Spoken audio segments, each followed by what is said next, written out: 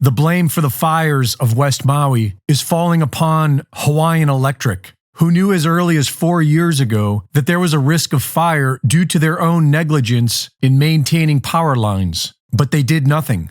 Hawaiian Electric, who is owned by Vanguard and BlackRock, has been shifting their focus to clean energy. And in order to build back better, the old system must first be destroyed. And so the power was left on to feed the flames. The warning system on Maui is one of the most advanced and maintained warning systems on Earth. Residents are accustomed to monthly tests, but on the day of the fire, no sirens went off. There were no warnings. The director in charge of this warning system was at a FEMA disaster seminar in Oahu as the fires were devastating the people of Maui. According to documents obtained by H&N Investigates, Ndaya was in Waikiki at the Alohalani Resort attending what was scheduled to be a 3-day FEMA disaster preparedness seminar called the Pacific Partnership Meeting. A receipt from the hotel shows Ndaya checked in last Monday, a day before the fire started. That same receipt lists a departure date of Wednesday, August 9th, the morning after flames reduced Lahaina town to ash. According to Tuesday's agenda, the day wrapped up with a networking reception at the hotel's Longboard Club from 5 to 7 that evening.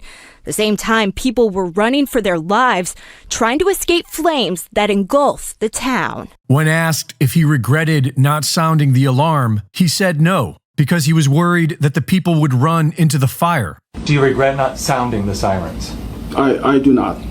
Had we sounded the siren that night, we're afraid that people would have gone malka. And if that was the case, then they would have gone into the fire. But instead, they burned to death at home, including an untold number of children who were home alone that morning because of a school cancellation. The water wasn't on, fire hydrants were dry, and the deputy director of Water Resource Management, who was named an Obama Foundation leader, refused to release water for the West Maui fires until it was too late. He says that in order to share water, Hawaiians need to discuss equity. Really, my motto is always like, let water connect us and not divide us. Like we can share it, but it requires true conversations about equity.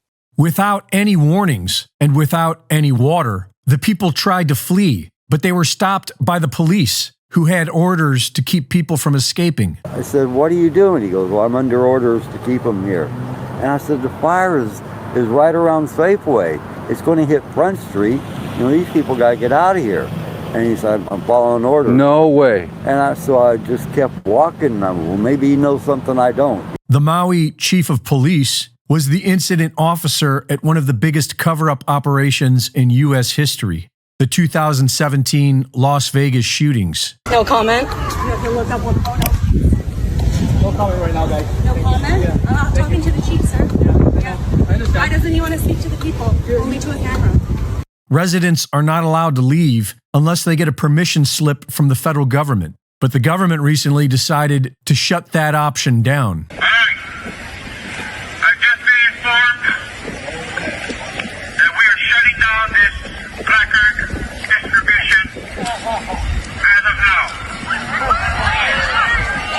While the fires burned, a book was published about the entire event.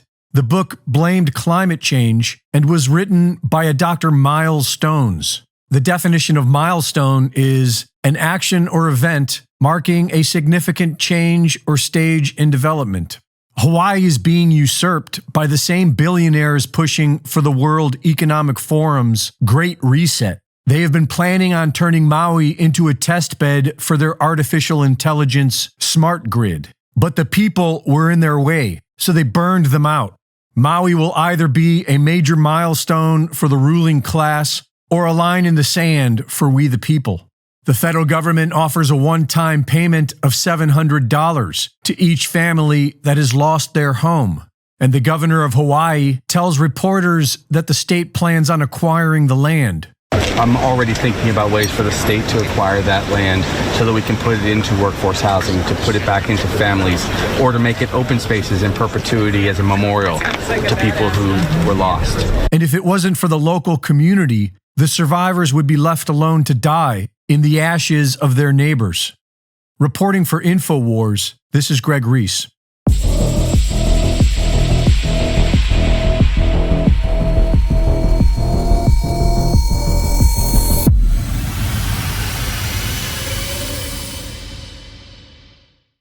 Thank you for watching the latest Greg Reese Report.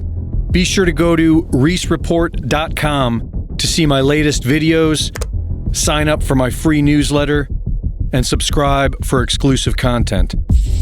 And be sure to support my sponsor at InfoWarsStore.com.